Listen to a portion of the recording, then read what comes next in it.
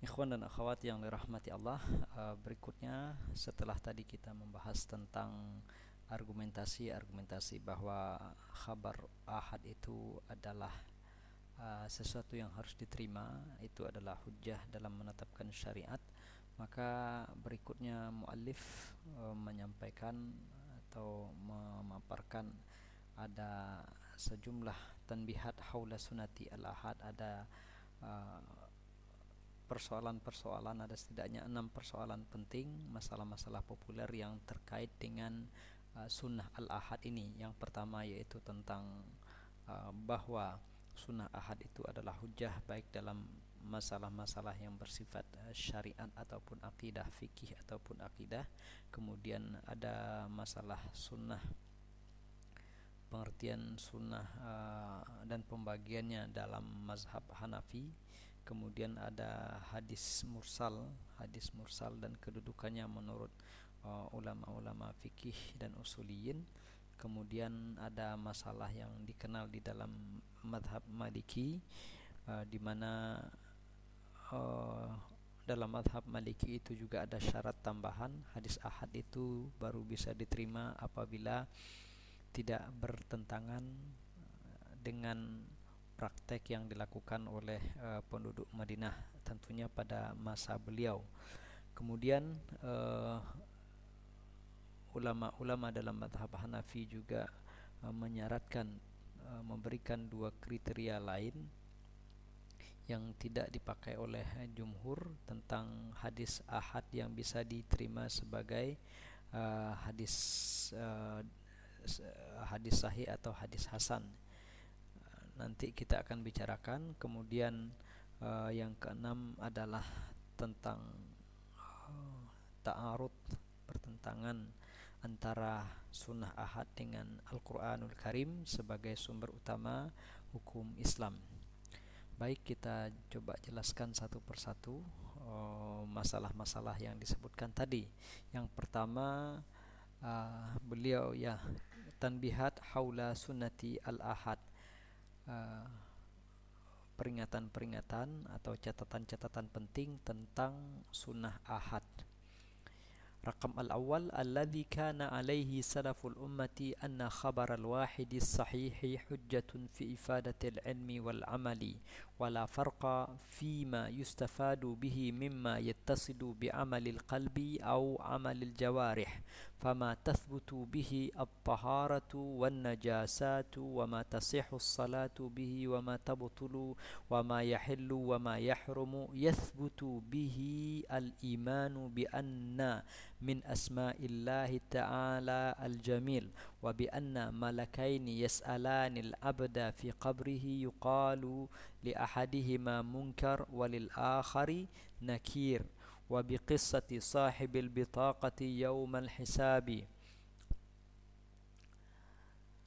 حين يظن أنه قد هلك بذنوبه فتنجيه بطاقة فيها لا إله إلا الله، وبأن الميزان له كفتان، وأن الصراط جسر على ظهر الجحيم أدق من الشعيرة وأحد من السيف، إلى غير ذلك من فروع العقائد. فإن من بنى بعض دينه على خبر الثقة الصادق وصدقه فيه ورد بعضه ما جرى في ذلك على قاعدة العدل والإنصاف، فإما أن يكذب المخبر مطلقا وإما أن يصدقه مطلقا وإما أن يتوقف في تصديقه وتكذيبه مطلقا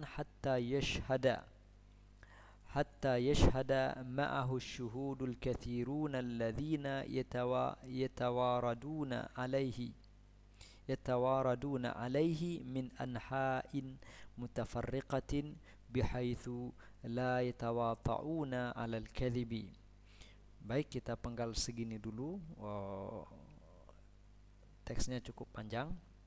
Ya, beliau katakan alladzi kana alaihi salaful ummah, yang telah menjadi pemahaman dan kesepahaman oleh dari salaful ummah, generasi awal umat ini, bahwa khabar wahid, khabar ahad ketika sudah memenuhi kriteria sahih itu adalah hujjah, adalah dalil dalam menghasilkan ifadatil ilmi, dalam memfaedahkan ilmu dan amal. Dan tidak ada perbedaan antara keduanya fima yustafadu bihi mimma yattasilu bi'amalil qalbi aw amalil jawarih. Tidak ada bedanya antara isi dari berita itu berkaitan dengan amal qalb atau amal jawarih, amal batin, amalan hati ya, atau kalbu, atau amal anggota tubuh. Artinya tidak beda antara masalah-masalah batin atau masalah akidah maupun masalah syariah. Fama tathbutu bihi tahara, apa yang sunnah-sunnah yang menjadi dalil yang menetapkan masalah taharah, tentang masalah kenajisan dan apa-apa yang menjadi syarat sahnya solat, apa yang membatalkan solat, apa yang haram, apa yang halal dan apa yang haram, seharusnya dalil itu juga menjadi dalil tentang keimanan. Ya, maksudnya khabar ahad ya, hadis ahad adalah dalil menetapkan apa yang sudah disebutkan tadi ya, tentang taharah, tentang najis, kemudian yang syarat sahnya salat, yang membatalkannya salat. Maka khabar ahad itu juga menjadi dalil tentang iman bahwa di antara nama Allah adalah Al-Jamil, iman bahwa ada dua orang malaikat yang akan menanyai setiap hamba di dalam kuburnya. Yang pertama disebut namanya adalah Munkar, dan yang berikutnya namanya atau dipanggil dengan Nakir. Kemudian juga iman dengan kisah pemilik bitaqah atau kartu yang di situ tertulis la ilaha illallah pada hari hisab, ketika orang itu mengira bahwa dia akan masuk neraka karena dosa-dosanya yang banyak, maka ada ditemukan bitaqah tertulis di situ atau kartu yang di sana tertulis la ilaha illallah. Karena dia memiliki itu, maka dia diselamatkan oleh Allah Subhanahu wa taala dari siksa neraka, sehingga dia pun menjadi ahli surga. Nah, kemudian juga hadis ahad juga menyampaikan dan harus kita imani bahwa mizan, timbangan pada hari kiamat itu memiliki dua tangkai, dua lengan ya. Wa anna sirata, dan bahwa siratal mustaqim itu adalah jembatan yang membentang di atas neraka, itu lebih kecil daripada rambut dan lebih tajam daripada pedang, dan masalah-masalah lain yang berkaitan dengan furu' akidah. Mengapa demikian halnya bahwa hadis ahad adalah dalil dalam masalah syariah, juga dalil dalam masalah akidah? Argumentasi beliau, fa inna man bana ba'da dinihi ala khabari thiqati sadiq wa saddaqahu fihi wa radda ba'dahu ma jara fi dhalika ala qa'idatil adli wal insaf. Karena orang yang berpegang dengan khabar ahad dalam masalah agamanya, dia berpegang dengan khabar athiqah ya, khabar ahad yang thiqah, yang bisa dipercaya, yang jujur, kemudian dia benarkan. Tetapi dia benarkan ketika itu berkaitan dengan sebahagian masalah agama, tetapi pada bagian yang lain dia tolak orang yang memiliki kriteria yang sama, orang yang thiqah, para perawi yang thiqah, para perawi yang jujur. Tetapi dalam persoalan lain dia tolak. Jika begitulah cara seseorang beragama, maka orang itu tidak berlaku secara adil dan insaf. Ya, orangnya sama atau orangnya memiliki kriteria dan kualifikasi kualitas yang sama, memiliki kemampuan yang sama, bahkan orangnya itu juga di satu sisi dia benarkan tetapi di sisi lain tidak dia benarkan. Nah, ini kan ada yang tidak benar pada orang yang bersikap seperti itu. Maka seharusnya jika memang dia akan meragukan, yang harus dia lakukan adalah imma an yukadzibal mukhbira mutlaqa. Kalau kita ingin jujur, kalau kita ingin objektif, imma an yukadzib al mukhbira mutlaqan, imma dia menolak, dia tidak percaya kepada pembawa berita itu secara mutlak Ya, artinya kalau memang dia anggap dia tidak percaya, ya jangan percayai semua apa yang dia katakan. Wa imma an yusaddiqahu mutlaqan, atau dia terima semuanya, dia benarkan semua yang dia katakan. Ya, kalau dia sudah percaya, dia anggap orang itu jujur, ya terima semua yang dia katakan. Kalau Anda katakan dia tidak jujur, orang itu tidak pada kapasitasnya, jangan diterima semua yang dia sampaikan. Wa imma an yatawaqqafa fi tasdiqihi wa takdzibihi mutlaqa, atau ya berhenti, tawakaf, jangan ambil sikap, harus abstain. Jangan katakan dia pembohong, jangan katakan dia jujur, jangan ditolak dan jangan juga diterima sampai hatta yashhada ma'ahu syuhud, sampai ada saksi lain, ada syuhud-syuhud lain yang banyak yang mendukungnya, ya yang banyak yang mendukungnya dari berbagai belahan tempat atau berbagai belahan dunia yang tersebar sehingga sampai pada jumlah mutawatir, sehingga dia tidak dapat lagi menyangka bahwa ada kebohongan di situ. Nah, demikian, bahwa Anda terima seutuhnya atau Anda tolak seutuhnya, atau Anda jangan ambil sikap, abstain, tunggulah sampai ada yang mendukung, sampai riwayatnya sampai pada derajat mutawatir, dan ini tentu akan menjadi mustahil ketika kita melihat pada banyak ajaran-ajaran agama kita atau agama Islam, dan memang juga tidak ada kepentingan untuk itu dalam persoalan-persoalan tersebut. Kemudian وهذا المسلك في التفريق بين العقائد والشرائع بدعة دخيلة تأثر بها كثير من المتأخرين المنتسبين للسنة لأنهم وجدوا أخبار الآحاد توصف بالظن، وهذا إطلاق موهم ليس بجيد، فإن العلم يصح فيه الاكتفاء بالدلائل الظاهرة وهو يتفاوت قوة بحسب قوة البرهان وظهوره، وليس مطلق الظن مقبولا، إنما يقبل الظن الراجح إلى درجة اليقين، وذلك لا يحصل في الأحاديث إلا بشروط شديدة، لكن كيف يدرك ذلك من أفنى ولكن كيف يدرك ذلك من أفنى عمره في الكلام في أصول الفقه على طرق أهل الكلام من غير دراية بمناهج أهل الحديث العارفين به وجهودهم في تحقيقه وتنقيحه. Kritikan dari beliau katakan wahadzal maslak fi tafriq bainal aqaidi wasyara'i' bid'atun dakhilah, bahwa madhab ini atau pendapat ini, cara yang seperti ini membedakan khabar ahad dalam hal akidah dengan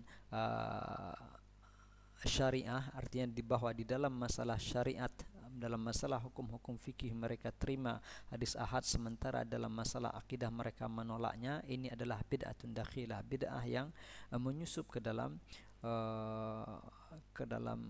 ranah atau ke dalam orang-orang yang mempelajari agama Islam atau ya para pembelajar hukum ilmu-ilmu syariat. Ta'athara biha katsirun minal mutaakhirin al-muntasibina lisunnah.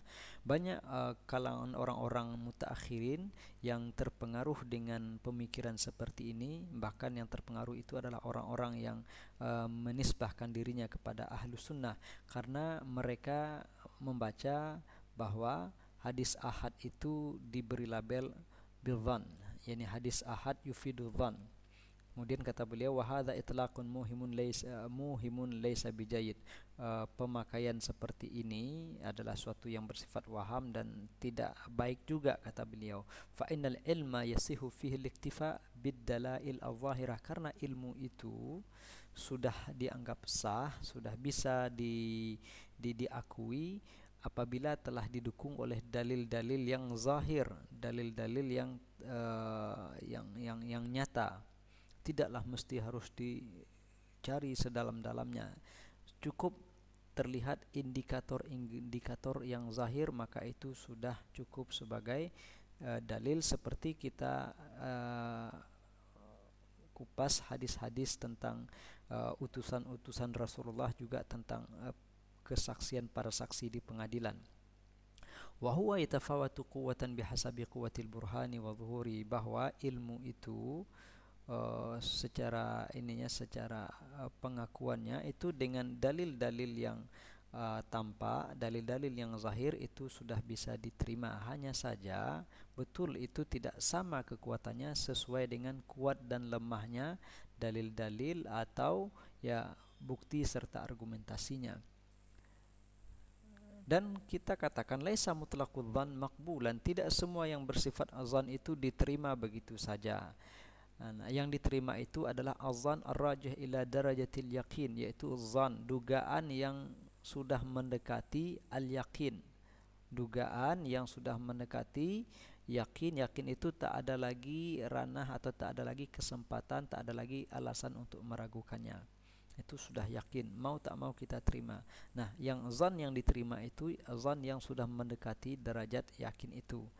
Dan di dalam masalah persoalan hadis itu tidak terwujud kecuali dengan memenuhi syarat-syarat yang tidak ringan, ya.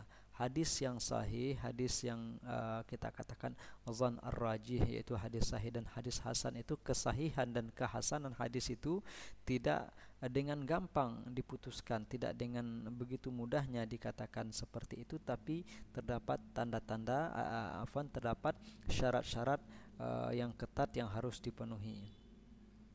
Hanya saja lakin kaifa yudriku dzalika man afna umrahu fi al-kalami fi usul fiqh ala turuq ahli al-kalam min ghairi dirayatin bi manahij ahli al-hadithi al-arifina bihi wa juhudihim fi tahqiqihi wa tanqihi. Ini beliau mengkritik orang-orang yang mengatakan seperti itu, ya.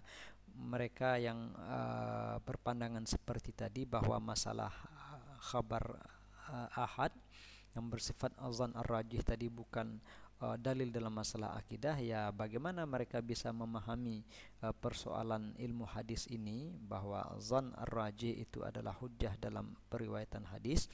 Bagaimana mereka bisa memahami itu jika ternyata mereka menghabiskan usianya, umurnya dalam pembahasan usul fikih, tetapi dengan metode ahlul kalam, ya, hanya mengandalkan logika semata, yaitu ahlul kalam. Ini maksudnya bukan ahlul kalam dalam aliran usul fikih, tetapi ahlul kalam yang dalam artian mereka yang bersandarkan kepada logika semata seperti orang-orang filsafat.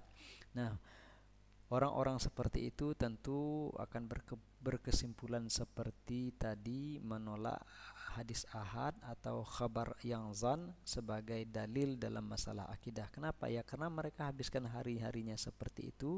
Mereka tidak mengerti, ya, mereka tidak mengerti tentang manhaj ahlul hadis yang memahami persoalan syarat-syarat riwayat tadi. Mereka tidak tahu tentang metode ulama-ulama hadis, tidak mengerti bagaimana luar biasanya usaha yang ditempuh oleh ulama-ulama hadis itu dalam rangka mewujudkan kesahihan hadis, dalam rangka menjaga hadis-hadis itu memenuhi kriteria untuk bisa diterima meskipun hadis itu adalah hadis ahad. Kemudian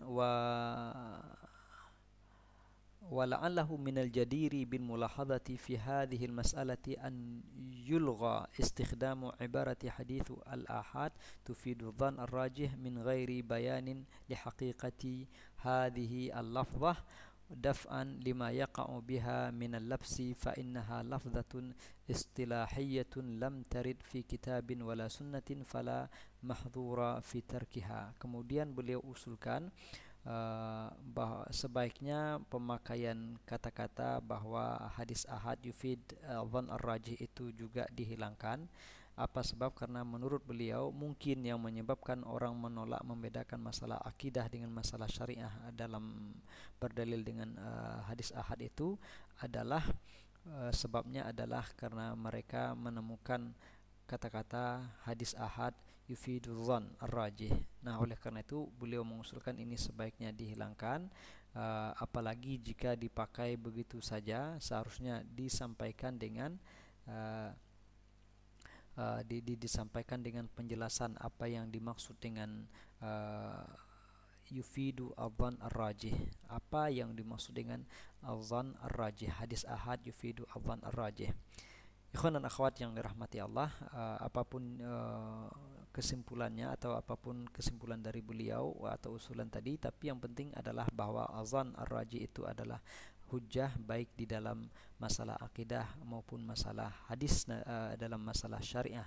Dan barangkali yang menjadi persoalan bagi mereka yang menolak juga adalah mereka mengatakan masalah-masalah akidah itu adalah masalah keyakinan, maka yang bisa menjadi dalil juga adalah yang bersifat al-yaqin, bukan yang bersifat azan. Nah, ini yang perlu kita luruskan. Betul itu adalah masalah keyakinan, tetapi maksud dari azan itu artinya pertama kita menduga entah betul ini dari Rasulullah entah tidak. Nah, kemudian setelah dilakukan penelitian akhirnya terbuktilah itu betul dari Nabi Muhammad sallallahu alaihi wasallam, sahih, itu betul dari Nabi. Kalau sudah betul tentu tidak boleh lagi kita menolak. Ya, yufidul zan itu di awalnya kita tidak langsung menerimanya, tetapi ada semacam keraguan. Nah, karena itulah dikatakan yufidul zan. Begitu orang mendengar, orang tidak langsung menerima, tetapi mereka akan diteliti, setelah itu terbukti bahwa itu betul-betul dari Nabi Muhammad sallallahu alaihi wasallam, dan setelah terbukti tentu tidak ada alasan untuk menolaknya lagi. Nah, sebagaimana juga Rasulullah sallallahu alaihi wasallam, beliau kan seorang itu, beliau sendirian menyampaikan wahyu-wahyu dari Allah Subhanahu wa taala kepada sahabat-sahabat. Artinya beliau juga berada dalam tataran khabar ahad, yaitu memberitakan risalah dari Allah seorang diri. Tetapi kemudian oleh Allah didukunglah Rasulullah sallallahu alaihi wasallam dengan mukjizat-mukjizat. Maka mukjizat itu untuk membatalkan zan tadi. Nah, mukjizat untuk membatalkan zan. Setelah adanya mukjizat, setelah sahabat-sahabat juga mengenal Rasulullah sallallahu alaihi wasallam, mereka menerima semua yang disampaikan oleh Rasulullah. Nah, kalau mereka membantah itu kan mukjizat, sementara ini kan khabar ahad. Sebenarnya begitu juga persoalannya, ada orang menyampaikan ini dari Rasulullah sallallahu alaihi wasallam. Maka karena yang menyampaikan itu hanya 1-2 orang, tentu kita meneliti dahulu. Setelah diteliti dan diteliti orang-orang yang menyampaikan adalah orang-orang yang tidak mungkin berbohong, orang-orang yang memiliki kriteria yang telah ditetapkan oleh ulama hadis untuk bisa disebut sahih, ya tentu kita tidak bisa menolak. Tidak ada alasan lagi untuk tidak mempercayai apa yang dia katakan tadi. Mau tak mau kita juga akan mempercayai setelah tadi kita di awalnya meragukan, kemudian diteliti oleh ulama-ulama hadis. Orang yang menyampaikan ini, betulkah yang dia sampaikan itu berasal dari Rasulullah atau tidak? Jika memang sudah didukung oleh bukti-bukti, tentu kita tidak bisa menolaknya. Apabila kita menolaknya, samalah artinya dengan orang-orang yang menolak Rasulullah sallallahu alaihi wasallam setelah mereka menerima bukti-bukti kenabian beliau, setelah mereka dihadapkan dengan mukjizat-mukjizat yang Allah tunjukkan kepada mereka bahwa Rasulullah sallallahu alaihi wasallam betul-betul menyampaikan wahyu dari Allah Subhanahu wa taala. Demikian persoalan pertama terkait dengan hadis atau khabar ahad. Ikhwan dan akhwat yang dirahmati Allah.